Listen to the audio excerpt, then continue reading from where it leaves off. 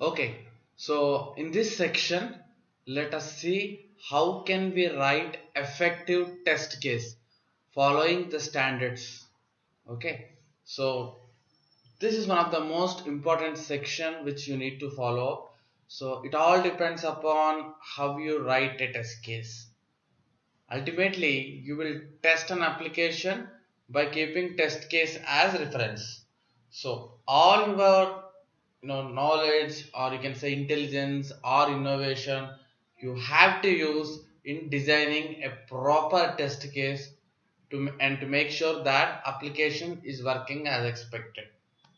Okay, now, so what are the standards you need to follow to complete and writing a test case? So it's all, there is no particular standard. It's up to them how they define.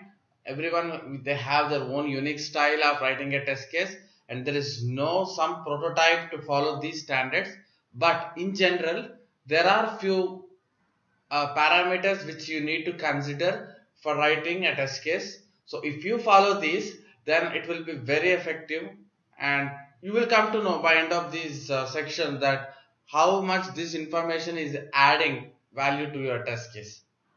Okay, once again I'm telling this is not a prototype, but using these standards in designing a test case will be very effective, and that will really helpful in further releases also. If you want to come back and see what test case you have defined in ages ago, you will get clear information.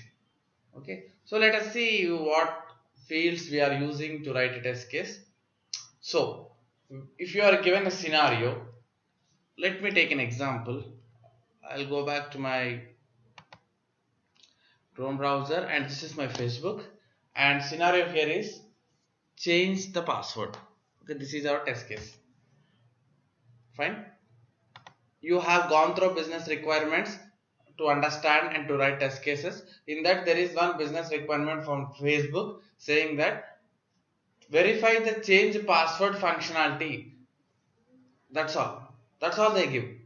Change password functionality should work, and that's their requirement, and developer team has done it. Okay, as a QA, you have to test now whether the change password functionality is working as per expected or not. Right, that's our goal.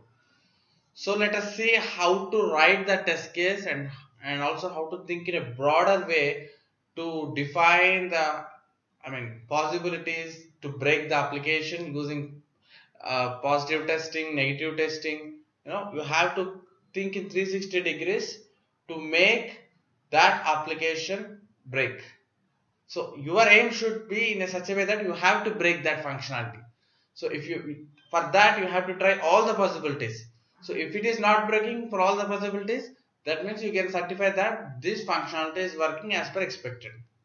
So how you test? So how you think in a broader way to test one functionality is the challenge here. Okay, that's the main challenge for QA team. So in what level you can think to test an application? So that kind of intelligence we need to develop. Let now, in going forward for the change password functionality, let's think out of box and see how many ways we can test that change password functionality. Okay, so before that, there are also some set of standards it will to follow to write a test case, and it will be good if you follow those. Fine, so let me start with the first field, and also I'll be writing using this format. Let's design a test case for change password. Okay,